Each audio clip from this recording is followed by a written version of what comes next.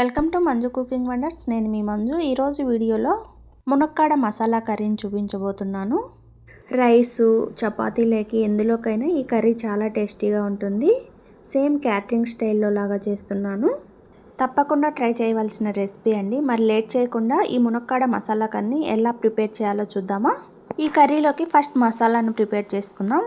Stove మీద ఒక pan పెట్టుకొని 1 స్పూన్ పల్లీలు, కొద్దిగా ఎండు కొబ్బరి వేసి దీన్ని దోరగా వేయించుకోండి.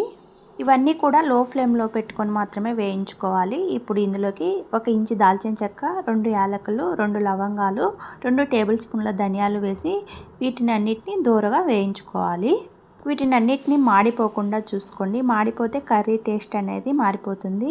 లాస్ట్లో ఇందులో 1 టేబుల్ స్పూన్ గసగసాలు వేసి స్టవ్ ఆఫ్ చేసి చల్లారిన తర్వాత మిక్సీ జార్లోకి వేసుకొని అందులోనే కొద్దిగా చింతపండును కూడా యాడ్ చేసుకొని ఫస్ట్ పౌడర్లా గ్రైండ్ చేసుకొని తర్వాత ఇందులో కొన్ని వాటర్ వేసుకొని ఫైన్ పేస్ట్ లాగా రెడీ చేసుకోవాలి. ఈ మసాలా పేస్ట్ను ఇప్పుడు పక్కన పెట్టేసుకొని తర్వాత స్టవ్ మీద 2 స్పూన్స్ ఆయిల్ వేసుకొని ఆయిల్ హీట్ అయిన తర్వాత 1 టీ స్పూన్ జీలకర్ర వేసి లైట్గా వేగిన తర్వాత ఇలా సన్నగా కట్ చేసి పెట్టుకున్న పచ్చిమిర్చి, కరివేపాకు వేసి ఇవన్నీ కాస్త వేగిన తర్వాత ఆనియన్ను ఇలా కచ్చపచ్చగా మిక్సీ పట్టేసుకొని వేసుకోండి. అప్పుడు మనకు కర్రీ అనేది చిక్కగా వస్తుంది.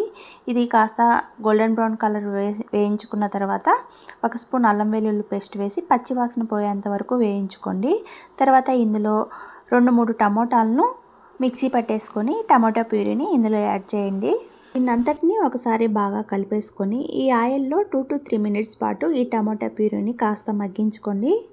తర్వాత ఇందులో రుచికి సరిపడినంత సాల్టు, 2 టేబుల్ స్పూన్ల కారం, కొద్దిగా పసుపు వేసి దీన్నంతటిని ఒకసారి బాగా కలిపేసుకొని మరో 5 మినిట్స్ పాటు మగ్గించుకోండి. ఇవన్నీ బాగా మగ్గిన తర్వాత ఇందులో ఇలా పొడవుగా కట్ చేసి పెట్టుకున్న మునక్కాడలను వేసుకోవాలి.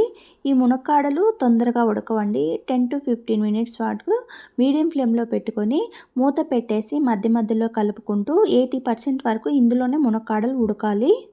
తర్వాత ఇందులో మనం ముందుగా మిక్సీ పట్టేసుకున్న మసాలా పేస్ట్ను ఇందులో యాడ్ చేసుకొని మరోసారి బాగా కలిపేసుకొని ఈ మసాలా పేస్ట్లో కూడా మునక్కాడలను ఒక 5 మినిట్స్ పాటు మగ్గించండి. అప్పుడు మునక్కాడలకు మసాలాలు పట్టి చాలా టేస్టీగా ఉంటుంది.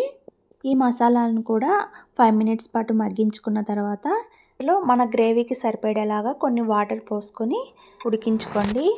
మీరు కనుక ఫస్ట్ టైం మన వీడియో చూస్తున్నట్లయితే ప్లీజ్ లైక్ చేసి సబ్స్క్రైబ్ చేసుకోండి ఫ్రెండ్స్. గ్రేవీ అనేది మనకు కాస్త చిక్కబడిన తర్వాత ఇందులో సన్నగా కట్ చేసి పెట్టుకున్న కొత్తిమీరని యాడ్ చేసి ఒకసారి బాగా కలిపేసుకొని సర్వ్ చేసేసుకోవడమే.